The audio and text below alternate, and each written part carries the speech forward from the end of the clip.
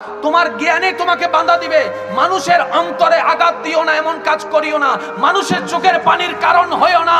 এই জ্ঞান আপনাকে বাঁচাবে দুনিয়াতেও, এই জ্ঞান আপনাকে বাঁচাবে আখিরাতেও। সুবহানাল্লাহ। খেয়াল করবেন, শান্তি যখন আমাদের দরকার হয়, শান্তি যদি আমাদের দরকার হয়, শান্তি থাকে কোথায়? মন গড়ে। এই শান্তিটার মনের ঘরটা আমরা অন্যের চিন্তায়, অন্যের কথায়, অন্যের ভাবনায়, অন্যের চাওয়ায়, স্বপ্ন ইচ্ছা সবকিছু দিয়ে আমরা এমন ভাবে সাজিয়েছি, রবের রহমত সেখানে আমরা আশা করি না, আশার ব্যবস্থা করি না। যদি সত্যিকার শান্তিতে থাকতে চান, এই অন্তর থেকে সমস্ত দুঃখ কষ্ট সবাইকে মাফ করে দিয়ে, সবকিছুকে পরিবর্তন করে পরিষ্কার করে দিয়ে আপনার অন্তরের মধ্যে নবীর প্রেমের জায়গা করে নিন, আল্লাহর প্রেমের জায়গা করে নিন। বিশ্বাস করেন ভাইয়েরা, আপনি সবাই আপনাকে কষ্ট দিল, আপনার মন কখনো কষ্টে আঘাতে ভেঙে যাবে না।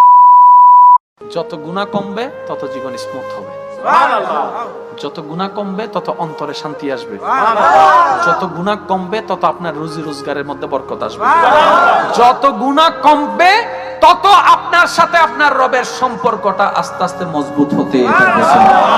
জীবনে একটা মাইন্ড সেটআপ বসে আছে, সফলতা করতে গেলে আমাদেরকে পড়ালেখা করতে হবে, আর পড়ালেখার মধ্যে আমাদেরকে গোল্ডেন এ প্লাস আনতেই হবে। আমার কথায় গিয়ে কষ্ট নেবেন না, কারণ আপনারা সবাই শিক্ষিত মানুষ। একটু যদি প্লাস মাইনাস দিয়ে হিসাব করে দেখেন, তাহলে আপনারা নিজেরাই বুঝতে পারবেন আমাদেরকে গোল্ডেন এ প্লাস আনতেই হবে।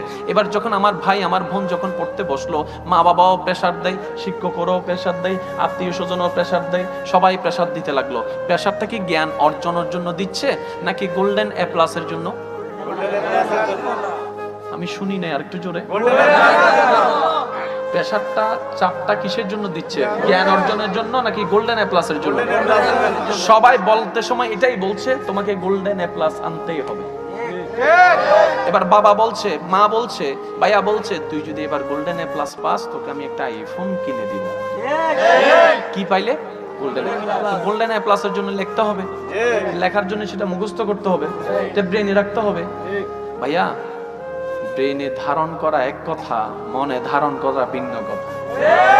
এবার আমরা যখন আমাদের ছেলে মেয়েদেরকে, ভাই বোনদেরকে গোল্ডেন এ প্লাস এর সেই শব্দটা মাথায় বসাই দিয়েছি, এবার তার একটা প্রতিযোগিতায় নেমে গিয়েছে। এই প্রতিযোগিতার নামতে গিয়ে জ্ঞান অর্জন করেছে কতটুক, যতক্ষণ পর্যন্ত লিখবে। সেজন্য 9-এ কি লিখেছে ইন্টারে আর মনে নাই, ইন্টারে কি লিখেছে সেটা ডিগ্রিতে মনে নাই, ডিগ্রিতে কি লিখেছে সেটা আর অনার্সে গিয়ে মনে নাই। বাস যখনের জন্য যখন যতটুকু দরকার লিখেছি, বাস লিখেছি, এটা আর মনে রাখার দরকার নাই। ভাইয়া, পড়ালেখা তো এটা ছিল না। পড়ালেখা কি? পড়ালেখা মানে জ্ঞান, জ্ঞান মানে আলো, আলো মানে অন্ধকারকে দূর করা। কোন অন্ধকার? ঘরের অন্ধকার না, না।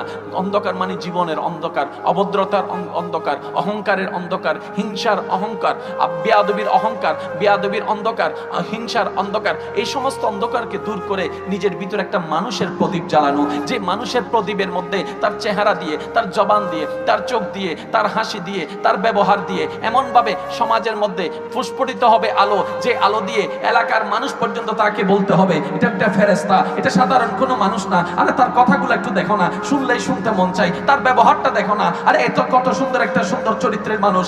যে জ্ঞানটা ভিতরের অমানুষটাকে মেরে ফেলে ভিতরে একটা মানুষ পয়দা করে, এটার নাম হচ্ছে জ্ঞান। যে জ্ঞানে শিক্ষা দিবে মা বাবার সাথে কিভাবে কথা বলতে হয়। কষ্ট পাচ্ছেন আমার কথা? যে জ্ঞানে শিক্ষা দিবে বড়দের সাথে কিভাবে কথা বলতে হয়, যে জ্ঞানে শিক্ষা দিতে, যে জ্ঞানে শিক্ষা দিবে কারো যদি বাবা না থাকে, অভিভাবক হিসেবে তাদের প্রাপ্য সম্পদ কিভাবে তাদেরকে বুঝাই দিতে হয়। যে জ্ঞানে শিক্ষা দিবে তোমার সামনে লক্ষ টাকা পড়ে আছে অন্যের হক, চাইলে তুমি নিয়ে ফেলতে পারো, তোমার জ্ঞানে তোমাকে বাধা দিবে। মানুষের অন্তরে আঘাত দিও না, এমন কাজ করিও না, মানুষের চোখের পানির কারণ হইও না। এই জ্ঞান আপনাকে বাঁচাবে দুনিয়াতেও, এই জ্ঞান আপনাকে বাঁচাবে আখিরাতেও। সুবহানাল্লাহ। এবার আপনি একটু ঠান্ডা মাথায় একটু খেয়াল করেন, কারো পক্ষে যাওয়ার দরকার নেই, বিপক্ষেও যাওয়ার দরকার নেই। একটা কথা মনে রাখবেন, নিজে বাঁচলে বাপের নাম। আগে নিজে বাঁচতে হবে, তারপর অন্যকে বাঁচানো। আর একটু জোরে বলেন। কষ্ট পাচ্ছেন আমার কথায়? এবার দেখেন, আমাদের সমস্ত পৃথিবী ধ্বংসের দিকে চলে যাচ্ছে। টাকাওয়ালারা আরো টাকাওয়ালা হয়, গরিবরা আরো গরিব হতে আছে। ব্যালেন্সটা তো নষ্ট হয়ে গেল। ব্যাপারটা কি? এবার ইসলাম বলে যে আমি জাকাতের সিস্টেম চালু করেছি। মনে রাখবেন ভাইরা, যদি সত্যিকার ভাবে ইসলামী যে জাকাতের ফর্মুলা আছে, এটা যদি আমরা আমাদের জায়গায় প্রতিষ্ঠা করার মতো করতে পারতাম, এখানে অভাবী বলতে কোনো শব্দ থাকতো না। এবার আমার ভাইয়ের, আমার বোনের আমাকে প্রশ্ন করবেন, ভাইয়া আপনি বলছেন কথাটা মেনে নিলাম সাময়িক সময়ের জন্য, কিন্তু আমার পক্ষে কি সম্ভব সারা বিশ্ব পাল্টানো? আমার পক্ষে কি সম্ভব সারা বাংলাদেশ কভার দেওয়া? আমার পক্ষে কি সম্ভব সারা চট্টগ্রামকে কভারেজে আনা? আমার পক্ষে কি সম্ভব শিক্ষা পদ্ধতি পাল্টায় দেওয়া? আমার পক্ষে কি সম্ভব স্কুল মাদ্রাসা চেঞ্জ করে ফেলা? আমার পক্ষে কি সম্ভব যে সূচিপত্র পাল্টায় দেওয়া? আমি বলি যে না ভাই, আপনার পক্ষে সম্ভব না, বোন আপনার পক্ষে সম্ভব না। তা হাউ ক্যান, আমি কিভাবে পারবো? আমি বললাম ছোট্ট একটা কথা বলি, ওই শিক্ষাটা ঘরে নিয়ে আসেন।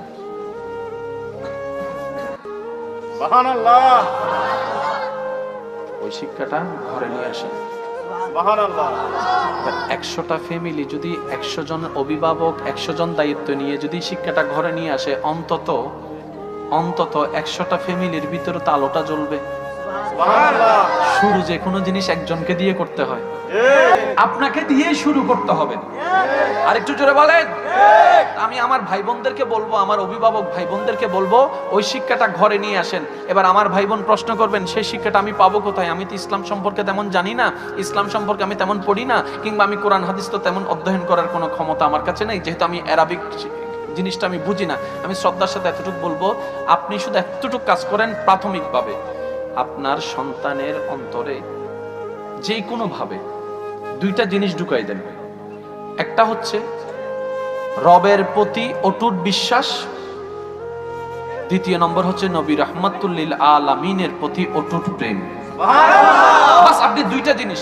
এবার আমার ভাই বোন প্রশ্ন করবে, এটা আমি ঢুকাবো কিভাবে? আমি শুধু এতটুকু বলবো, যে কোনো কাজের মধ্যে সন্তান যখন কোন একটা সিচুয়েশনে, শুধু আপনি এতটুকু বলবেন, গুনার কথা বলবেন না, আব্বু এটা করিও না, আল্লাহ নারাজ হবে। সুবহানাল্লাহ। গুনার কথাও বলার দরকার নেই, জাহান্নামের কথা বলার দরকার নেই, ভয়টা জাহান্নামের নয়, রবের থাকা দরকার। আব্বু এই কাজটা করিও না, আল্লাহ নারাজ হবে। আব্বু এই কাজটা করো, আল্লাহ খুশি হবে। সুবহানাল্লাহ। আম্মু আম্মু এইভাবে চলিও না, আল্লাহ এবং নবী নারাজ হবে যে এইভাবে চলিও না। মা এভাবে চলো, এভাবে বলো, এভাবে করো, তোমার আল্লাহ তোমার নবী বড্ড খুশি হবে। হাসরের ময়দানে দেখবা, যখন কেউ তোমার পাশে থাকবে না, তোমার রবের রহমত তোমাকে ঘিরে ধরে থাকবে, তোমার নবী তোমাকে খুঁজে খুঁজে বের করে দিবে। সুবহানাল্লাহ। তো সেই ছোট্ট বাচ্চা হ্যাঁ ও বুঝে না, না ও বুঝে না, কিন্তু ছোট্টবেলা থেকে যদি মা বাবার মুখে এই শব্দগুলা শুনে এই শব্দগুলা শুনে পরিচিত হয়ে যেতে পারে, বড় হওয়ার পরে ওই জিনিসটা তার দিলের মধ্যে বারবার আঘাত করবে, বারবার আঘাত করবে, বারবার আঘাত করবে।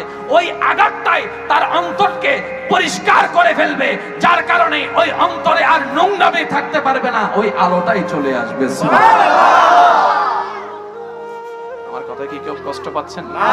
ওই যে প্রথম বললাম, নিজে বাঁচলে বাপের নাম। একটু খেয়াল করবেন, শান্তি যখন আমাদের দরকার হয়, শান্তি যদি আমাদের দরকার হয়, শান্তি থাকে কোথায়? মন গড়ে। এই শান্তিটার মনের ঘরটা আমরা অন্যের চিন্তায়, অন্যের কথায়, অন্যের ভাবনায়, অন্যের চাওয়ায়, স্বপ্ন ইচ্ছা সবকিছু দিয়ে আমরা এমন ভাবে সাজিয়েছি, রবের রহমত সেখানে আমরা আশা করি না, আশার ব্যবস্থা করি নাই। যদি সত্যিকার শান্তিতে থাকতে চান, এই অন্তর থেকে সমস্ত দুঃখ কষ্ট সবাইকে মাফ করে দিয়ে, সবকিছুকে পরিবর্তন করে পরিষ্কার করে দিয়ে, আপনার অন্তরের মধ্যে নবীর প্রেমের জায়গা করে নিন, আল্লাহর প্রেমের জায়গা করে নিন। বিশ্বাস করেন ভাইয়েরা, আপনি সবাই আপনাকে কষ্ট দিল, আপনার মন কখনো কষ্টে আঘাতে ভেঙে যাবে না। কারণ দুনিয়ার একটা নিয়ম হচ্ছে, যে দুনিয়ার পিছনে আমরা বারবার দৌড়াতে থাকি, যে দুনিয়াকে অর্জন করার জন্য পাগলের মতো উন্মাদ হয়ে থাকি, যে দুনিয়াকে পাওয়ার জন্য আমরা দিশা হারাই, আমরা দিশা হেরে এরকম করে পাগল পাগল করে পাড়া করে খুঁজি, এই দুনিয়ার একটা নিয়ম আছে, সেটা হচ্ছে এই দুনিয়া বারবার আপনার অন্তরকে ভেঙে দিবে, এই দুনিয়া বারবার আপনার হৃদয়কে ভেঙে দিবে, এই দুনিয়া বারবার আপনার মুখের হাসিকে কেড়ে নিবে, এই দুনিয়া বারবার আপনাকে আঘাত দিবে। আর আপনি জানেন আপনার রব কোন রব, কেমন রব? এই রব হচ্ছেন সেই রব, দুনিয়া যেই অন্তরটাকে বারবার ভেঙে চুরমাচুর করে দেয়, রবের রহমত ওই অন্তরকে বারবার রহমত দিয়ে জোড়া লাগায়। এবার সিদ্ধান্ত আপনার, সিদ্ধান্ত আমার, সিদ্ধান্ত আমাদের। যিনি জোড়া লাগাই দেয় ওনার দিকে যাব, নাকি যারা ভাঙ্গে দেয় তাদের দিকে যাব, সিদ্ধান্ত আমাদের। কিন্তু মনে রাখবেন, ওনার দিকে তখনও যেতে হবে যখন ইচ্ছা করবে না মৃত্যুবরণের। কুল্লু নাফসিন যায়িকাতুল মউতের মাধ্যমে ওনার কাছে যেতেই হবে। ইচ্ছা না করলেও কবর ঘরে থাকতে হবে, ইচ্ছা না করলেও মাটির সাথে বন্ধুত্ব করতেই হবে, ইচ্ছা না করলেও হাসরের ময়দানে যেতে হবে। তো যেতে যেহেতু হবেই বাধ্য হয়ে, আসুন না স্বইচ্ছায় তওবার মাধ্যমে সারেন্ডার করে রবের দিকে যেতে থাকি, যেখানে যেতেই হবে বাধ্যতামূলক ভাবে। এখন থেকে গেলে লাভ কি হবে জানেন? দুনিয়াও অর্জন করা হয়ে যাবে, পরকালেও সজ্জিত হয়ে যাবে। সুবহানাল্লাহ। গুনাহ যখন এসেছে তখন কিন্তু বারবার এই কথাটা বেশি উঠেছে। হ্যাঁ, আমাদের গুনার কারণে, আমাদের অবদ্ধতার কারণে বারবার কিন্তু এই কথাটা আসছে, আপনারা হয়তো শুনেছেন। গুনাহ যখন বেড়ে যায় মূলত আসলে আমরা গুনার মধ্য দিয়ে মজা খুঁজি, এটা হচ্ছে আমাদের বোকামি। গুনার মধ্যে মজা থাকে না, গুনার মধ্যে মজাটা হচ্ছে কুয়াশার মতো। হ্যাঁ, দেখা যায় কিন্তু ধরা যায় না। গুনার মজাটা হচ্ছে সাময়িক, কষ্টটা হচ্ছে অনন্তকাল। তো কোনো বুদ্ধিমান তো 2 সেকেন্ডের শান্তির জন্য কখনো 2 ঘন্টা কষ্ট নিতে রাজি হবে না। এই যে আমরা এই বোকামি গুলা করি, আমরা মজা শব্দ ব্যবহার করে যা যা কাজ করি, আনন্দ শব্দ, এনজয় শব্দ ব্যবহার করে, আপনি আপনার জ্ঞান দিয়ে একটু বিবেচনা করে দেখেন, আমরা প্রত্যেকটা এনজয়ের মধ্যে আমরা গুনার কাজ করে ফেলতেছি। তাহলে সেই এনজয়টা আমাদের জন্য গুনাহ। কেমন গুনাহ? আমাদের যেটা দুনিয়াকেও ধ্বংস করে দিচ্ছে, আমাদের পরকালকেও ধ্বংস করে দিচ্ছে। এবার আপনি বলবেন এটা কিভাবে? আমি শ্রদ্ধার সাথে বলি, একটু একটু খেয়াল করবেন। গুনাহ আসলে আল্লাহ নারাজ হয়, গুনাহ হলে আল্লাহ নারাজ হয়, গুনাহ হলে আল্লাহ অসন্তুষ্ট হয়। এবার বলেন, জীবন সুখী করার জন্য কার রহমতের দরকার? আল্লাহ। রিজিক বাড়ার জন্য কার দয়ার দরকার? সুস্থতার জন্য কার দয়ার দরকার? সম্মানের জন্য কার দয়ার দরকার? কোন আল্লাহ যাকে আপনারা আমরা গুনাহ দিয়ে নারাজ করছি? এই নারাজ করার কারণে রহমতটা আসা বন্ধ হয়ে যায়, আমাদের জীবনটা আস্তে আস্তে বিভীষিকার দিকে চলে যায়, আগুনের দিকে চলে যায়। বাহির থেকে আগুন দেখা যায় না, কিন্তু ভিতরে ভিতরে আগুনটা জ্বলতেই থাকে। যদি সেই আগুন নিভাতেই মন চায়, আপনার দেহের মধ্যে, আপনার মন রাজ্যে যদি একটা সুন্দর শান্তির বাগান বানাতে চান, একটা কাজ করেন। তো গুনাহ থেকে তো আমরা বাঁচতে পারবো না, সেটা রব ভালো করে জানে। রব বলে যে তাই তো আমি তোদের জন্য তওবার ব্যবস্থাটা খোলা রেখে দিয়েছি। বান্দা, তুই গুনাহ থেকে বাঁচবি না সেটা আমি জানি। তো গুনাহ হয়ে গেলে তোর তো নিয়ামত বন্ধ হয়ে যাবে। নিয়ামত রহমত বন্ধ হয়ে গেলে তোর জীবনটা তো অশান্তির হয়ে যাবে। তাহলে তোর শান্তির জন্য আমার রহমতের দরকার, আর আমার রহমতে বাধা দিচ্ছে তোর গুনাহ। একটা কাজ কর, তুই তওবা করতে থাক, তওবাটাকে জীবনের সঙ্গী বানাই ফেল। অন্তর থেকে বারবার আমি রবের কাছে অনুশোচনা নিয়ে তওবা করতে থাক। আমি মাফ করতেই থাকবো, মাফ করতেই থাকবো, মাফ করতেই থাকবো। যত তোকে মাফ করতেই থাকবো, অশান্ত জীবন শান্ত হবে, অশান্ত মন শান্তির হবে। আমি রব চাহে তো এই মাফটা এমন ভাবে একদিন হয়ে যাবে, তোর জাহান্নামা বন্ধ হয়ে যাবে, জান্নাতের দরজা খুলে যাবে। প্রশংসা, উৎসাহ খারাপকেও ভালো বানায় দিতে পারে। যেমন আপনার স্ত্রী কোন একটা কথা শুনে না, আপনি যদি ওই বিষয়টা নিয়ে ওনাকে প্রশংসা করেন, দেখবেন যে ওই গুণটা ওনার ভিতরে চলে আসবে। যেমন আপনার বউ আপনার মুখে মুখে কথা বলে, সাপোজ আপনি শুধু ওনাকে বলবেন, তুমি যখন আমার কথাগুলো খুব মনোযোগ দিয়ে শোনো, শ্রদ্ধার সাথে শোনো, আমার মনটা খুশি হয়ে যায়। এবার উনি জানে যে এটা উনি করে না, কিন্তু লজ্জায় বলতেও পারবে না, কিন্তু খুশি হবে প্রশংসা শুনে। এইভাবে ওনার ভিতরে সেই গুণটা চলে আসবে। ঠিক না বেটা? এবার বলেন, আমরা কোন প্রচেষ্টা করি? এটার কারণে ভয়ে করা আসে। এবার ভয়ে করাটা আমরা পছন্দ করি না, আমরা বলি যে দিল থেকে করো, ভয়ে করিও না। এটাও চাই, আবার এমন কাজ করি যেটা ভয় দিয়ে হয়। মনে রাখবেন, ভয় দিয়ে হলে সামনে থেকে আপনাকে নমনম করবে, পিছনে গেলে ঠিক গালাগালিটা করবে। এটা আমার নবীর আদর্শ নয়। নবীজির আদর্শ হচ্ছে মায়া দিয়ে বিশ্ব জয় করা, ভালোবাসা দিয়ে বিশ্ব জয় করা। আপনি যেমন আপনার কোন একটা বন্ধু নামাজ পড়ে না, আমরা বেশিরভাগ সেক্ষেত্রে কি করি? এই চল নামাজ পড়, এটা প্রথম। আর না হলে তার নামে যা বদনাম তা করি। আচ্ছা, বদনাম করে কি সে নামাজি হয়ে গেছে? বরং আমার গুনার পাল্লাটা বাড়ি হয়ে গেছে। আসেন না, এমন কিছু কাজ করি অন্তত যেটা কাজ না হলো আমার কাজটা যেন মোটামুটি সার্থক হয়। সেটা কি দোস্ত? আমার বড় ইচ্ছা কি, চিন্তা করতেছি তোরে বলে লাভ হবে, তুই কি আমার ইচ্ছা পূরণ করবি নাকি করবি না? আরে বল না, কি কিছু লাগবে? না তেমন কিছু না, তুই কি দিতে পারবি নাকি পারবি না চিন্তা করতেছি। আরে দোস্ত, জানটা পর্যন্ত তোর জন্য দিয়ে দিব, তুই কি বলস একবার চাইয়া দেখ না। দোস্ত, আজকে আমার একটা কথা রাখবি? বল কি? আমার বড্ড ইচ্ছা আজকের আসরের নামাজটা আমি আর তুই একসাথে দাঁড়ায় নামাজ পড়ব। আপনার বন্ধু এখানে না বলতে বলেন তো? পারবে না। আপনার বন্ধু এখানে না বলতে বলেন, তার বিবেক বলবে যে এটা আমার বলা সম্ভব নয়, কারণ এত আদর করে, এত মায়া করে কখনো কেউ বলেনি, কেউ।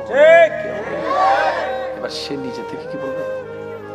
আমি তো মনে করেছিলাম তুই আইফোন চাইবি, আমি তো মনে করেছিলাম তুই আমার কাছে হোন্ডার চাবিটা চাইবি, আমি তো ভেবেছিলাম তুই আমার কাছে অমুকের নাম্বারটা চাইবি, আমি তো ভেবেছিলাম হয়তো আমার কাছে তুই টাকা চাইবি। তুই এটা কেন চাইলি? অন্য কিছু তো চাইতে পারতি। এবার আপনি মুস্কি হেসে বলবেন, আমি আমাদের বন্ধুত্বটা এই দুনিয়ার 2 দিনের সফরে দেখতে চাই না, আমি তোর সাথে আমার বন্ধুত্বের সম্পর্কটা জান্নাত পর্যন্ত দেখতে চাই। এবার আপনিই বলেন, সে এসে মসজিদে যাবে কোথায়? ঠিক ঠিক ওলামায়ে কেরামের পাক জবানে আপনারা বারবার শুনেছেন, শুধু একটু স্মরণ করে দিচ্ছি। হাশরের ময়দানে অনেক এবাদত আল্লাহ ক্যান্সেল করবেন শুধু একটা কারণে, সে নিজে এবাদত করতে গিয়ে এমন অহংকার সে চলে গেল যে অন্য এবাদতহীন মানুষকে সে ছোটভাবে দেখতো, যে এবাদত করতো না তাকে একটু হেয় ভাবে দেখতো, ঘৃণার চোখে দেখতো। শুধু এই কারণে আল্লাহ অনেক এবাদতকে ক্যান্সেল করে দিবেন। রব্বে করিম বলবে, আমার বান্দা এবাদত করে নে, সেটা তোমার তো নাক গলার দরকার ছিল না। তুমি পারলে ভাই হিসেবে, বন্ধু হিসেবে, বাপ হিসেবে, অভিভাবক হিসেবে এতটুকু করতে পারতা। একজন মুসলিম ভাই হিসেবে তাকে উৎসাহ দিতে পারতা, পরামর্শ দিতে পারতা। তাকে হেয় করার অধিকার আমি তোমাকে দিই নাই, কারণ আমার বান্দা যা করবে হিসাব আমি নিব, কোনো বান্দা নেওয়ার অধিকার নাই। সুবহানাল্লাহ। এবার আপনি আমি যদি টোটাল হিসাবটা করি, এখানে সবাই ফেলের ঘরে, সবাই ফেলের ঘরে। এবার আসেন আমি আপনাদেরকে বলি, ওই যে প্রথম কথাই আমাদের মাথায় বসাই দিয়েছে কি, গোল্ডেন এ প্লাস পাইতেই হবে, ঠিক আছে? এবার কেউ যখন গোল্ডেন এ প্লাস পায়নি, এ গ্রেড পাইছে, সে আর খুশি হচ্ছে না, সে এখন ডিপ্রেশনে চলে গেছে। অনেক ছেলে মেয়ে দেখবেন সুইসাইড পর্যন্ত করে ফেলছে। আর আমাদের আশেপাশের তো কিছু আছে, এমনি খোঁজ খবর নিবে না, রেজাল্ট দেওয়ার আগে তাদের ফোন চলে আসবে, কি রে তোর রেজাল্ট কি, রে তোর খবর কি। এমনি খোঁজ খবর নিবে না, ওই খোঁচা দেওয়ার জন্য। বোন, তোর ছেলে কি পাস করছে নি, ইচ্ছা করে খোঁচাবে। অর্থাৎ তুই জিন্দা থাক সেটা চাই না, তুই মর। তো আমি বললাম ঠিক আছে, ও মরে গেলে তোর লাভ কি? কয় না, আমি তো চাই না মরুক। তো মরার ব্যবস্থা করছো কেন? আমরা কত বোকা জানেন, আমরা চাই সবাইকে শেষ করে দিব, আমি থাকবো। আচ্ছা ধরলাম আপনি, আচ্ছা সারা পৃথিবীতে আপনি একা, আর কেউ নেই, থাকেন এক সপ্তাহ, সম্ভব না, সম্ভব না। আপনি চাইলেও পারবেন না। সারা পৃথিবী যদি আপনাকে দিয়ে দেওয়া হয়, আপনি পারবেন না। এখানে ঘর আছে, গাড়ি আছে, বাড়ি আছে, সব আছে, কিন্তু আপনি পারবেন না। তাহলে আপনি আমি দেখেন, মানুষ ছাড়া থাকতেও পারবো না, আবার মানুষের মাঝে থাকতেও পারি না। এটা কেমন বোকামি। সেজন্য আমি সবাইকে বলি, 2 দিনের দুনিয়া তো, অর্ধেক সময় শেষ, বাকি আছে অল্প। শুয়ে যান, চুপ হয়ে যান, ধৈর্য ধরে একদম চুপ হয়ে যান। আপনার খুশির জন্য, আনন্দের জন্য প্রতিবাদেরও দরকার নেই, গালাগালিরও দরকার নেই, বকার জোকারের দরকার নেই, কাউকে কষ্ট দেওয়ারও দরকার নেই, বলারও দরকার নেই। একদম চুপ হয়ে যান। আর আছে কয়দিন মাত্র, 2-3 দিন আর কি। চুপ হয়ে যান। আপনি এই দুনিয়ার সুখ দুঃখের মাঝখানে সুখটাকে চাইেন না, আপনি ওই জগতের সুখ চান যেখানে দুঃখ বলতে কোনো শব্দ নেই। আপনি ওইটা চান, আপনি ওইটা চান। একদম মাথায় এবং মনে বসাই ফেলেন, আমার দুনিয়াতে কিচ্ছু দরকার নেই, কোনো চাওয়া নেই, কোনো সুখ নেই, কিচ্ছু নেই। আমি শুধু একটা রোবট, আমি চলবো, আমার রবকে খুশি করা আমার লক্ষ্য, আমার রবকে খুশি করা আমার লক্ষ্য, আমার আর কোনো লক্ষ্য নাই। আমি স্বামী হিসেবে যা করার আমি করে যাব, আমি স্ত্রী হিসেবে যা করার করে যাব, আমি ভাই হিসেবে যা করার করে যাব, আমার দায়িত্ব আমি পালন করব। কিন্তু আমি কারো থেকে কিচ্ছু চাই না, আশাও করি না। আমাকে যা দিবে আমার রব্বুল আলামিন দান করবেন। সুবহানাল্লাহ। এবার রব আপনাকে কি দিবেন জানেন? উলামায়ে কেরাম বারবার বলেন, বেগাইরে হিসাব। প্রত্যেকটা ইবাদতের সওয়াব নির্ধারিত আছে। একমাত্র ধৈর্য এমন একটা নিয়ামত যেটার জন্য রব্বে করিম বলেছেন, বেগাইরে হিসাব, আমি রব হিসাব ছাড়াই আমার বান্দাকে দান করতে থাকবো। সুবহানাল্লাহ। তাদের বিষয়টা বড় আশ্চর্যকর। কিরকম? তারা হাঁটার পথে যদি পায়ে একটি কাঁটা ফুটে, ওই কাঁটার ব্যথায় যখন শরীর জর্জরিত হয়, ব্যথাটা লাগে, তারা যে কাঁটা ফুটলো ওইটার কারণে সে সবর ধরেছে, ধৈর্য ধরেছে, আউ করে নাই, কাউকে পিটাই নাই, বাস সবর সবর সবর। বাস এই সবরের কারণে তার গুনাহ মাফ হয়ে যায়, তার দরজাও বুলন্দ হয়ে যায়। কি ফুটলে? এবার আপনার আমার কি প্রত্যেকদিন কাঁটা ফুটা লাগবে? না। কথাও তো একটা কাঁটা, ঠিক ঠিক। মানুষের গুতাও তো একটা কাঁটা, স্বামীর বকাটাও তো একটা কাঁটা, স্ত্রীর বকাটাও তো একটা কাঁটা, আপনার বড় লোকের বকাটাও তো একটা কাঁটা। যত কাঁটা আসুক শুধু এতটুকু বলবেন, ইয়া রব আমাকে ধৈর্য ধারণ করার তৌফিক দান করো, মওলা আমাকে ধৈর্য ধারণ করার তৌফিক দান করো। আল্লাহ তুমি আমাকে জবান দিয়েছো বলার জন্য, এই জবানটা যেন কারো কষ্টের জন্য আমার না খুলে আল্লাহ তুমি সে তৌফিক দান করো। মওলা তুমি আমাকে হাত দিয়েছো, শক্তি দিয়েছো, এই হাতটা যেন কারো শরীরে আঘাতের কারণ না হয়, মওলা সে তৌফিক দান করো। এবং আপনি যখন চুপ হয়ে যাবেন তখন দেখবেন আপনার উপর কথা বেড়ে গিয়েছে, বদনাম বেড়ে গিয়েছে, কষ্ট বেড়ে গিয়েছে, খোঁচা বেড়ে গিয়েছে, সবাই আপনাকে নিয়ে হাসি ঠাট্টা করবে, বোকা বলবে, আপনাকে এই বলবে সে বলবে, হাজার কথা। যখন দেখবেন সিচুয়েশন এই পর্যায়ে চলে যাচ্ছেন, তাহলে বুঝে নেবেন আপনি আপনার রবের প্রিয় হওয়ার দিকে এগিয়ে যাচ্ছেন।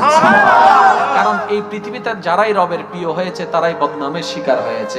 এই পৃথিবীতে যারাই রবের প্রিয় হয়েছে তারাই কলঙ্কের শিকার হয়েছে। এই পৃথিবীতে যারা রবের প্রিয় হয়েছে তারাই কষ্টের শিকার হয়েছে। একটু দেখেন না, ইব্রাহিম নবী আল্লাহর প্রিয় বান্দা, কিন্তু আগুনের মধ্যে ওনাকে পড়তে হয়েছে। সুবহানাল্লাহ। একটু দেখেন না, হযরত আইয়ুব আলাইহিস সালাম আল্লাহর একজন প্রিয় বান্দা, সারা শরীরের মধ্যে রোগাক্রান্ত হয়ে হাজার মানুষে হাজার কথা বলেছে। আর এই দুনিয়া আবার কেমন নবী, নিজের উপকারে করতে পারে না, মানুষের উপকার কি করবে? আরে নিজের জন্য দোয়া করে শরীরটা ভালো করতে পারে না, উনি আবার মানুষকে কিভাবে দিনের দাওয়াত দেয়? সব বউতাবি ভণ্ডামি, হাজার জন হাজার কথা বলেছে, সব কথা শুনেছে, ধৈর্য ধারণ করেছে, ধৈর্য ধারণ করেছে। আইয়ুব নবীর জীবনী দেখেন, ধৈর্য আর ধৈর্য। ইব্রাহিম নবীর জীবনী দেখেন, ধৈর্য আর ধৈর্য। মরিয়ম আলাইহিস সালামের জীবনী দেখেন, ধৈর্য আর ধৈর্য। আসিয়া আলাইহিস সালামের জীবনী দেখেন, ধৈর্য আর ধৈর্য। হাজার অপবাদ, হাজার কথা, হাজার কথা।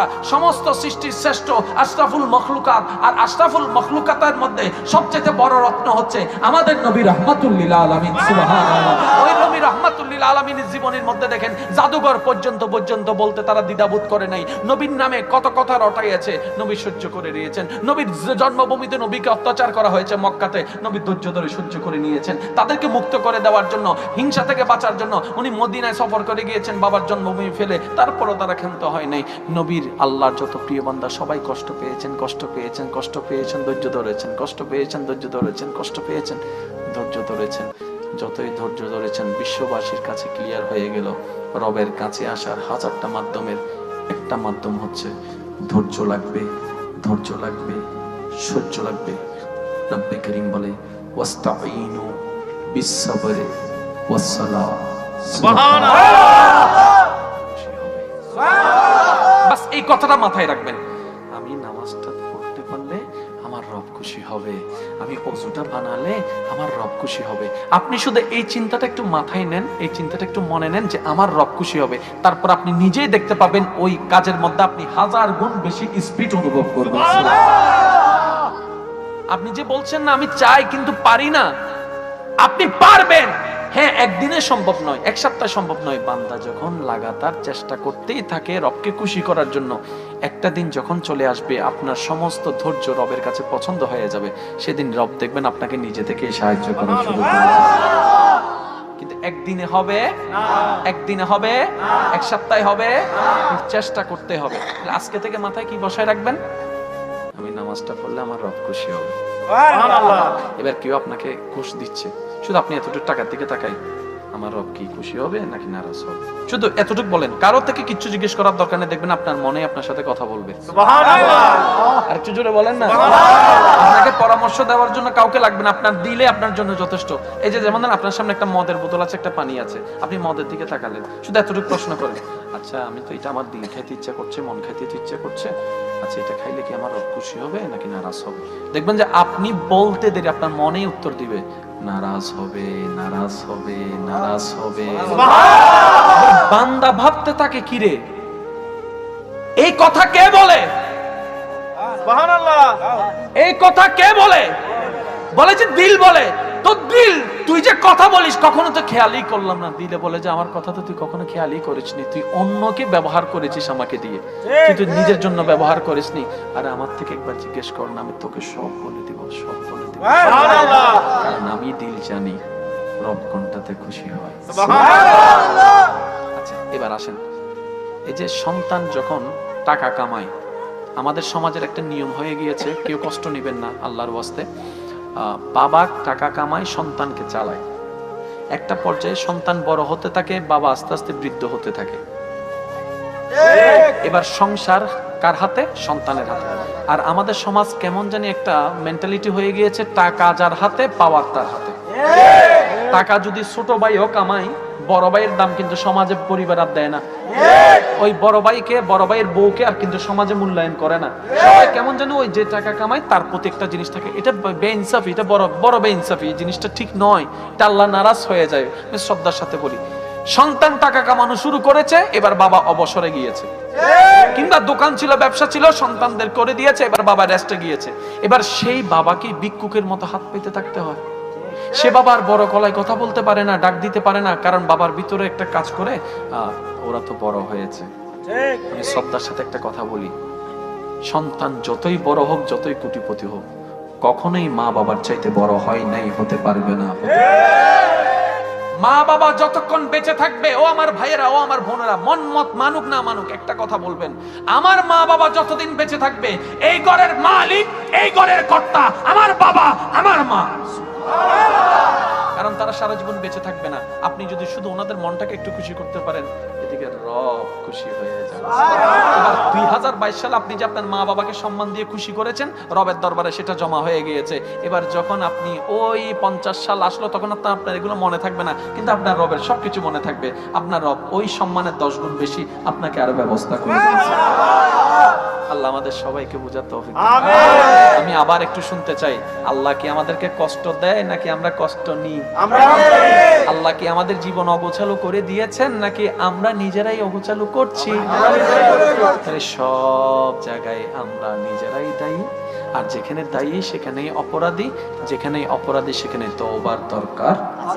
সেজন্য আমি শ্রদ্ধার সাথে সবার কাছে অনুরোধ করব, একটা কাজ অন্তত জীবনের সঙ্গী বানান, সেটা হচ্ছে রাত্রেবেলা ঘুমানোর আগে একটু ওযু করে নেবেন, ইনশাআল্লাহ। আর একটু রাত্রে ঘুমানোর আগে একটু ওযু করে নেবেন। ওযু করে শোয়ার পরে যত কাজকর্ম আছে, যা যা আছে, সবকিছু এক পর্যায়ে আপনি তো চোখ বন্ধ করতে যাবেন, ঘুমাতে যাবেন, ঠিক ওই মুহূর্তে আপনি আপনার জায়গা থেকে সর্বোচ্চ শ্রদ্ধা, ভালোবাসা, নম্রতা, ভদ্রতা দিয়ে, অনুশোচনা নিয়ে রবের কাছে আপনি শুধু নিজের অন্তরকে সারেন্ডার করবেন। আপনাকে দাঁড়াতেও হবে না, বসতে হবে না, আপনি শুয়ে আছেন ওখান থেকে আপনি পারবেন। আপনি শুধু অন্তরটাকে একটু সারেন্ডার করবেন, ইয়া রাব্বুল আলামিন, ইয়া রাব্বাল আলামিন, ইয়া রাব্বাল আলামিন, আমি একজন পাপী এসেছি, তুমি ছাড়া তো আমার কেউ নেই মওলা। এই দুনিয়ার রং তামাশা মজায় নিতে গিয়ে অনেক অনেক পাপ করে তোমাকে নারাজ করে ফেলেছি মওলা, বুঝতে পারি নাই। থাকি তোমার জমিনে, দেওয়া তোমার শরীর মওলা, সবকিছুই তোমার, কিন্তু কেমন জানি ভুলে গিয়েছি মওলা, অনেক গুনাহ করেছি। তুমি তো রহমান, তুমি তো গফফার, তুমি তো রহিম, তুমি তো সত্তার, তুমি তো খালিক, তুমি তো মালিক। ও মওলা, তোমার কাছে না চাইলে কার কাছে চাইবো? তুমি ক্ষমা না করলে কে আমাকে ক্ষমা করবে মওলা? তুমি তো দয়াবান, একটু মাফ করে দাও না, একটু মাফ করে দাও না, একটু মাফ করে দাও না। ওয়া ইজ্জালামু আনফুসাহুম জাউকা ফাস্তাগফিরুল্লাহ ওয়াস্তাগফার লাহুমুর রাসূলু লাওয়াজাতুল্লাহ তাওয়াবার রহিমা। ও আল্লাহ, আমার দিকে তাকাইও না, যে নবীর উম্মত বানাই আমাকে দামি বানাইয়েছো, ওই নবী রাহমাতুল লিল আলামিনের দিকে তাকাই, একটু মাফ করে দাও না। ও আল্লাহ, তুমি তো বড় দয়াবান, তোমার দয়া থেকে তো কেউ মারুম হয় না। ও মওলা, তুমি তো ফেরাউনের উপরও দয়া করেছো, যদিও সে বুঝতে পারে নাই। তোমার দয়া তো নমরুদের উপরও ছিল, যদিও সে মূল্যায়ন করতে জানে নাই। মওলা, আমাকে একটু মাফ করে দাও না, যেন আমি তোমার প্রিয় বান্দা হয়ে কবরে যেতে পারি, তোমার নবীর প্রিয় উম্মত হয়ে যেন হাসরে উঠতে পারি। এইভাবে যদি জীবনে অভ্যাসটা করে ফেলেন, এই তওবাটা সাথে দরুদ শরীফ, যেটা নবীর হক, এই দরুদ শরীফটা যতটুকু পারেন আপনি অন্তর থেকে নবীর উপর দরুদ শরীফ পড়লেন। এভাবে যদি জীবনে একটা কর্মকে আমরা সংযুক্ত করতে পারি, মরণ পর্যন্ত যদি এই কাজটা আপনি 100 বার করার সুযোগ পান, একটু কল্পনা করে দেখেন তো, 100 বার করার একবারের কোন তওবা যদি আল্লাহর দরবারে কবুল হয়ে যায়, একবারের কামিয়াব, কামিয়াব। কারণ আল্লাহ পাক বলছেন, ও বান্দারে লা তাকনাতু মির রাহমাতিল্লাহ, সবার থেকে তুই নিরাশ হতে পারিস, কিন্তু আমার থেকে নিরাশ হইস না, কারণ আমার বান্দা আমার থেকে নিরাশ হওয়াটা আমার পছন্দই না। সুবহানাল্লাহ। সবাই তোকে ফিরিয়ে দিবে, আমি তোকে ফিরাবো না। লা তাকনাতু মির রাহমাতিল্লাহ, ইন্নাল্লাহ ইয়াগফিরুজ যুনুবা জামিআ। তুই মাপ চাইবি একবার, আমি ক্ষমা করে দিতে রাজি আছি সারা জীবন। সুবহানাল্লাহ। যত গুনাহ কমবে তত জীবন স্মুথ হবে, যত গুনাহ কমবে তত অন্তরে শান্তি আসবে, যত গুনাহ কমবে তত আপনার রুজি রোজগারের মধ্যে বরকত আসবে, যত গুনাহ কমবে তত আপনার সাথে আপনার রবের সম্পর্কটা আস্তে আস্তে মজবুত হতে থাকবে। আল্লাহ পাক আমাদের জীবনে একটা মাইন্ড সেটআপ বসে আছে, সফলতা করতে গেলে আমাদেরকে পড়ালেখা করতে হবে, আর পড়ালেখার মধ্যে আমাদেরকে গোল্ডেন A+ আনতেই হবে। আমার কথায় গিয়ে কষ্ট নেবেন না, কারণ আপনারা সবাই শিক্ষিত মানুষ। একটু যদি প্লাস মাইনাস দিয়ে হিসাব করে দেখেন তাহলে আপনারা নিজেরাই বুঝতে পারবেন আমাদেরকে গোল্ডেন এ প্লাস আনতেই হবে। এবার যখন আমার ভাই আমার বোন যখন পড়তে বসলো, মা বাবাও প্রেসার দেয়, শিক্ষকরাও প্রেসার দেয়, আত্মীয় স্বজনও প্রেসার দেয়, সবাই প্রেসার দিতে লাগলো। প্রেসারটা কি জ্ঞান অর্জনের জন্য দিচ্ছে নাকি গোল্ডেন এ প্লাসের জন্য? আমি শুনি নাই, আর একটু জোরে। প্রেসারটা চাপটা কিসের জন্য দিচ্ছে? জ্ঞান অর্জনের জন্য নাকি গোল্ডেন এ প্লাসের জন্য? সবাই বলতে সময় এটাই বলছে তোমাকে গোল্ডেন এ প্লাস আনতেই হবে। এবার বাবা বলছে, মা বলছে, ভাইয়া বলছে তুই যদি এবার গোল্ডেন এ প্লাস পাস তোকে আমি একটা আইফোন কিনে দিব। কি পাইলে? গোল্ডেন এ প্লাস এর জন্য লিখতে হবে, লেখার জন্য সেটা মুখস্থ করতে হবে, এটা ব্রেনে রাখতে হবে। ভাইয়া ব্রেনে ধারণ করা এক কথা, মনে ধারণ করা ভিন্ন কথা। এবার আমরা যখন আমাদের ছেলে মেয়েদেরকে ভাই বোনদেরকে গোল্ডেন এ প্লাসের সেই শব্দটা মাথায় বসাই দিয়েছি, এবার তার একটা প্রতিযোগিতায় নেমে গিয়েছে। এই প্রতিযোগিতার নামতে গিয়ে জ্ঞান অর্জন করেছে কতটুক, যতক্ষণ পর্যন্ত লিখবে। সেজন্য 9-এ কি লিখেছে ইন্টারে আর মনে নাই, ইন্টারে কি লিখেছে সেটা ডিগ্রিতে মনে নাই, ডিগ্রিতে কি লিখেছে সেটা আর অনার্সে গিয়ে মনে নাই। বা যখনের জন্য যখন যতটুকু দরকার লিখেছি বাস লিখেছি, এটা আর মনে রাখার দরকার নাই। ভাইয়া পড়ালেখা তো এটা ছিল না। পড়ালেখা কি? পড়ালেখা মানে জ্ঞান, জ্ঞান মানে আলো, আলো মানে অন্ধকারকে দূর করা। কোন অন্ধকার? ঘরের অন্ধকার না, না। অন্ধকার মানে জীবনের অন্ধকার, অভদ্রতার অন্ধকার, অহংকারের অন্ধকার, হিংসার অহংকার, বেয়াদবির অহংকার, বেয়াদবির অন্ধকার, হিংসার অন্ধকার। এই সমস্ত অন্ধকারকে দূর করে নিজের ভিতরে একটা মানুষের প্রদীপ জ্বালানো, যে মানুষের প্রদীপের মধ্যে তার চেহারা দিয়ে, তার জবান দিয়ে, তার চোখ দিয়ে, তার হাসি দিয়ে, তার ব্যবহার দিয়ে এমন ভাবে সমাজের মধ্যে প্রস্ফুটিত হবে আলো, যে আলো দিয়ে এলাকার মানুষ পর্যন্ত তাকে বলতে হবে এটা একটা ফেরেশতা, এটা সাধারণ কোনো মানুষ না। আরে তার কথাগুলো একটু দেখো না, শুনলেই শুনতে মন চাই। তার ব্যবহারটা দেখো না, আরে এত কত সুন্দর একটা সুন্দর চরিত্রের মানুষ। যে জ্ঞানটা ভিতরের অমানুষটাকে মেরে ফেলে ভিতরে একটা মানুষ পয়দা করে, এটার নাম হচ্ছে জ্ঞান। যে জ্ঞানের শিক্ষা দিবে মা বাবার সাথে কিভাবে কথা বলতে হয়। কষ্ট পাচ্ছেন আমার কথা? যে জ্ঞানের শিক্ষা দিবে বড়দের সাথে কিভাবে কথা বলতে হয়, যে জ্ঞানের শিক্ষা দিতে, যে জ্ঞানের শিক্ষা দিবে কারো যদি বাবা না থাকে, অভিভাবক হিসেবে তাদের প্রাপ্য সম্পদ কিভাবে তাদেরকে বুঝাই দিতে হয়। যে জ্ঞানের শিক্ষা দিবে তোমার সামনে লক্ষ টাকা পড়ে আছে অন্যের হক, চাইলে তুমি নিয়ে ফেলতে পারো, তোমার জ্ঞানে তোমাকে বাধা দিবে। মানুষের অন্তরে আঘাত দিও না, এমন কাজ করিও না, মানুষের চোখের পানির কারণ হইও না। এই জ্ঞান আপনাকে বাঁচাবে দুনিয়াতেও, এই জ্ঞান আপনাকে বাঁচাবে আখিরাতেও। এবার আপনি একটু ঠান্ডা মাথায় একটু খেয়াল করেন, কারো পক্ষে যাওয়ার দরকার নেই, বিপক্ষেও যাওয়ার দরকার নেই। একটা কথা মনে রাখবেন, নিজে বাঁচলে বাপের নাম। আগে নিজে বাঁচতে হবে, তারপর অন্যকে বাঁচানো। আর একটু জোরে বলেন, কষ্ট পাচ্ছেন আমার কথায়? এবার দেখেন আমাদের সমস্ত পৃথিবী ধ্বংসের দিকে চলে যাচ্ছে। টাকাওয়ালারা আরো টাকাওয়ালা হয়, গরিবরা আরো গরিব হতেই আছে। ব্যালেন্সটা তো নষ্ট হয়ে গেল। ব্যাপারটা কি? এবার ইসলাম বলে যে আমি জাকাতের সিস্টেম চালু করেছি। মনে রাখবেন ভাইরা, যদি সত্যিকার ভাবে ইসলামী যে জাকাতের ফর্মুলা আছে এটা যদি আমরা আমাদের জায়গায় প্রতিষ্ঠা করার মতো করতে পারতাম, এখানে অভাবী বলতে কোনো শব্দ থাকতো না। এবার আমার ভাইয়ের আমার বোনের আমাকে প্রশ্ন করবেন, ভাইয়া আপনি বলছেন কথাটা মেনে নিলাম সাময়িক সময়ের জন্য, কিন্তু আমার পক্ষে কি সম্ভব সারা বিশ্ব পাল্টানো? আমার পক্ষে কি সম্ভব সারা বাংলাদেশ কভার দেওয়া? আমার পক্ষে কি সম্ভব সারা চট্টগ্রামকে কভারেজে আনা? আমার পক্ষে কি সম্ভব শিক্ষা পদ্ধতি পাল্টায় দেওয়া? আমার পক্ষে কি সম্ভব স্কুল মাদ্রাসা চেঞ্জ করে ফেলা? আমার পক্ষে কি সম্ভব যে সূচিপত্র পাল্টায় দেওয়া? আমি বলে যে না ভাই আপনার পক্ষে সম্ভব না, বোন আপনার পক্ষে সম্ভব না। তা হাউ ক্যান, আমি কিভাবে পারবো? আমি বললাম ছোট্ট একটা কথা বলি, ওই শিক্ষাটা ঘরে নিয়ে আসেন। সুবহানাল্লাহ। ওই শিক্ষাটা ঘরে নিয়ে আসেন। সুবহানাল্লাহ। 100টা ফ্যামিলি যদি 100 জন অভিভাবক 100 জন দায়িত্ব নিয়ে যদি শিক্ষাটা ঘরে নিয়ে আসে, অন্তত 100টা ফ্যামিলির ভিতরে তো আলোটা জ্বলবে। সুবহানাল্লাহ। শুরু যে কোনো জিনিস একজনকে দিয়ে করতে হয়। কথা বলেন না? আমাদের বাংলাদেশে যুদ্ধ হয়েছে, যে যুদ্ধগুলো সবগুলো একসাথে নামে নাই। প্রথমে একজন নামছে, প্রথমে 2 জন নামছে, তারপরে এইতে নামবি দেন আর কেন ভাইতাম চলছো না। দেখবেন এক অঘটন ঘটলে কেউ প্রতিবাদ করে না, একজন যখন করা শুরু করবে এ দর দর দর, শুরু সব সময়, জোরে বলেন শুরু সব সময়। এই জায়গায় আমরা একটু ফেল মেরে যাই, সেটা হচ্ছে যে আমি একা কি করব। এটাই ভুল কথা। আপনাকে দিয়েই শুরু করতে হবে। আর একটু জোরে বলেন। আমি আমার ভাই বোনদেরকে বলবো, আমার অভিভাবক ভাই বোনদেরকে বলবো, ওই শিক্ষাটা ঘরে নিয়ে আসেন। এবার আমার ভাই বোন প্রশ্ন করবেন, সেই শিক্ষাটা আমি পাবো কোথায়? আমি তো ইসলাম সম্পর্কে তেমন জানি না, ইসলাম সম্পর্কে আমি তেমন পড়ি না, কিংবা আমি কোরআন হাদিস তো তেমন অধ্যয়ন করার কোনো ক্ষমতা আমার কাছে নেই, যেহেতু আমি অ্যারাবিক জিনিসটা আমি বুঝি না। আমি শ্রদ্ধার সাথে এতটুকু বলবো, আপনি শুধু এতটুকু কাজ করেন প্রাথমিকভাবে, আপনার সন্তানের অন্তরে যে কোনো ভাবে দুইটা জিনিস ঢুকাই দেন। একটা হচ্ছে রবের প্রতি অটুট বিশ্বাস, দ্বিতীয় নম্বর হচ্ছে নবী রাহমাতুল লিল আলামিনের প্রতি অটুট প্রেম। বাস, আপনি দুইটা জিনিস। এবার আমার ভাই বোন প্রশ্ন করবে, এটা আমি ঢুকাবো কিভাবে? আমি শুধু এতটুকু বলবো, যে কোনো কাজের মধ্যে সন্তান যখন কোন একটা সিচুয়েশনে, শুধু আপনি এতটুকু বলবেন, গুনার কথা বলবেন না, আব্বু এটা করিও না, আল্লাহ নারাজ হবে। গুনার কথাও বলার দরকার নেই, জাহান্নামের কথা বলার দরকার নেই। ভয়টা জাহান্নামের নয়, রবের থাকা দরকার। আব্বু এই কাজটা করিও না, আল্লাহ নারাজ হবে। আব্বু এই কাজটা করো, আল্লাহ খুশি হবে।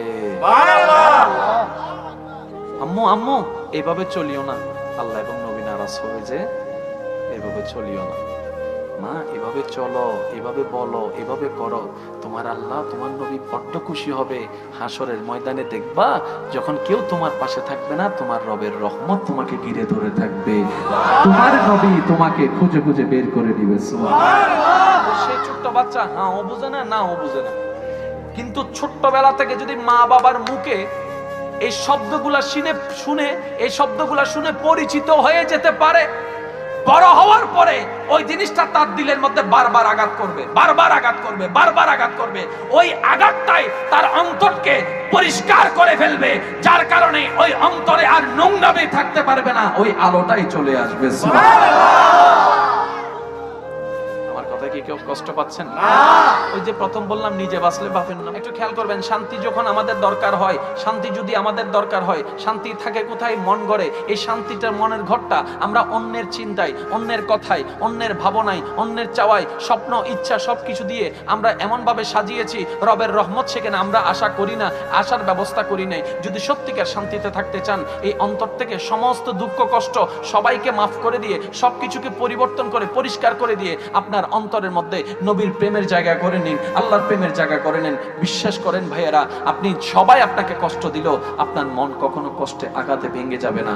কারণ দুনিয়ার একটা নিয়ম হচ্ছে, যে দুনিয়ার পিছনে আমরা বারবার দৌড়াতে থাকি, যে দুনিয়াকে অর্জন করার জন্য পাগলের মতো উন্মাদ হয়ে থাকি, যে দুনিয়াকে পাওয়ার জন্য আমরা দিশা হারাই, আমরা দিক দিশা হেরে এরকম করে পাগল পাগল করে পারা করে খুঁজি, এই দুনিয়ার একটা নিয়ম আছে, সেটা হচ্ছে এই দুনিয়া বারবার আপনার অন্তরকে ভেঙে দিবে, এই দুনিয়া বারবার আপনার হৃদয়কে ভেঙে দিবে, এই দুনিয়া বারবার আপনার মুখের হাসিকে কেটে নিবে, এই দুনিয়া বারবার আপনাকে আঘাত দিবে। আর আপনি জানেন আপনার রব কোন রব, কেমন রব?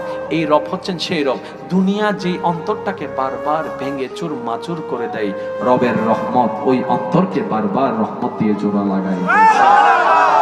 এবার সিদ্ধান্ত আপনার, সিদ্ধান্ত আমার, সিদ্ধান্ত আমাদের। যিনি জোড়া লাগাই দেয় ওনার দিকে যাব, নাকি যারা ভাঙ্গে দেয় তাদের দিকে যাব, সিদ্ধান্ত আমাদের। কিন্তু মনে রাখবেন, ওনার দিকে তখনও যেতে হবে যখন ইচ্ছা করবে না মৃত্যুবরণের। কুল্লু নাফসিন যায়িকাতুল মউতের মাধ্যমে ওনার কাছে যেতেই হবে। ইচ্ছা না করলেও কবর ঘরে থাকতে হবে, ইচ্ছা না করলেও মাটির সাথে বন্ধুত্ব করতেই হবে, ইচ্ছা না করলেও হাসরের ময়দানে যেতে হবে। তো যেতে যেহেতু হবেই বাধ্য হয়ে, আসুন না স্বইচ্ছায় তওবার মাধ্যমে সারেন্ডার করে রবের দিকে যেতে থাকি, যেখানে যেতেই হবে বাধ্যতামূলক ভাবে। এখন থেকে গেলে লাভ কি হবে জানেন? দুনিয়া অর্জন করা হয়ে যাবে, পরকালও সজ্জিত হয়ে যাবে। সুবহানাল্লাহ। করোনা যখন এসেছে তখন কিন্তু বারবার এই কথাটা বেশি উঠেছে। হ্যাঁ, আমাদের গুনার কারণে, আমাদের অবদ্ধতার কারণে বারবার কিন্তু এই কথাটা আসছে, আপনারা হয়তো শুনেছেন। গুনাহ যখন বেড়ে যায়, মূলত আসলে আমরা গুনার মধ্য দিয়ে মজা খুঁজি, এটা হচ্ছে আমাদের বোকামি। গুনার মধ্যে মজা থাকে না, গুনার মধ্যে মজাটা হচ্ছে কুয়াশার মতো, হ্যাঁ দেখা যায় কিন্তু ধরা যায় না। গুনার মজাটা হচ্ছে সাময়িক, কষ্টটা হচ্ছে অনন্তকাল। তো কোনো বুদ্ধিমান তো 2 সেকেন্ডের শান্তির জন্য কখনো 2 ঘন্টা কষ্ট নিতে রাজি হবে না। এই যে আমরা এই বোকামিগুলা করি, আমরা মজা শব্দ ব্যবহার করে যা যা কাজ করি, আনন্দ শব্দ, এনজয় শব্দ ব্যবহার করে, আপনি আপনার জ্ঞান দিয়ে একটু বিবেচনা করে দেখেন, আমরা প্রত্যেকটা এনজয়ের মধ্যে আমরা গুনার কাজ করে ফেলতেছি। তাহলে সেই এনজয়টা আমাদের জন্য গুনাহ। কেমন গুনাহ? আমাদের যেটা দুনিয়াকেও ধ্বংস করে দিচ্ছে, আমাদের পরকালকেও ধ্বংস করে দিচ্ছে। এবার আপনি বলবেন এটা কিভাবে? আমি শ্রদ্ধার সাথে বলি, একটু খেয়াল করবেন। গুনাহ আসলে আল্লাহ নারাজ হয়, গুনাহ হলে আল্লাহ নারাজ হয়। হয়, গুনাহ হলে আল্লাহ অসন্তুষ্ট হয়। এবার বলেন, জীবন সুখী করার জন্য কার রহমতের দরকার? রিজিক বাড়ার জন্য কার দয়ার দরকার? সুস্থতার জন্য কার দয়ার দরকার? সম্মানের জন্য কার দয়ার দরকার? কোন আল্লাহ যাকে আপনারা আমরা গুনাহ দিয়ে নারাজ করছি? এই নারাজ করার কারণে রহমতটা আসা বন্ধ হয়ে যায়, আমাদের জীবনটা আস্তে আস্তে বিভীষিকার দিকে চলে যায়, আগুনের দিকে চলে যায়। বাহির থেকে আগুন দেখা যায় না, কিন্তু ভিতরে ভিতরে আগুনটা জ্বলতেই থাকে। যদি সেই আগুন নিভাতেই মন চায়, আপনার দেহের মধ্যে, আপনার মন রাজ্যে যদি একটা সুন্দর শান্তির বাগান বানাতে চান, একটা কাজ করেন। তো গুনাহ থেকে তো আমরা বাঁচতে পারবো না, সেটা রব ভালো করে জানে। রব বলে যে তাই তো আমি তোদের জন্য তওবার ব্যবস্থাটা খোলা রেখে দিয়েছি। বান্দা তুই গুনাহ থেকে বাঁচবি না সেটা আমি জানি, তো গুনাহ হয়ে গেলে তোর তো নিয়ামত বন্ধ হয়ে যাবে। নিয়ামত রহমত বন্ধ হয়ে গেলে তোর জীবনটা তো অশান্তির হয়ে যাবে। তাহলে তোর শান্তির জন্য আমার রহমতের দরকার, আর আমার রহমতে বাধা দিচ্ছে তোর গুনাহ। একটা কাজ কর, তুই তওবা করতে থাক, তওবাটাকে জীবনের সঙ্গী বানাই ফেল। অন্তর থেকে বারবার আমি রবের কাছে অনুশোচনা নিয়ে তওবা করতে থাক। আমি মাফ করতেই থাকবো, মাফ করতেই থাকবো, মাফ করতেই থাকবো। যত তোকে মাফ করতেই থাকবো, অশান্ত জীবন শান্ত হবে, অশান্ত মন শান্তির হবে। আমি রব চাহে তো এই মাফটা এমন ভাবে একদিন হয়ে যাবে, তোর জাহান্নামা বন্ধ হয়ে যাবে, জান্নাতের দরজা খুলে যাবে।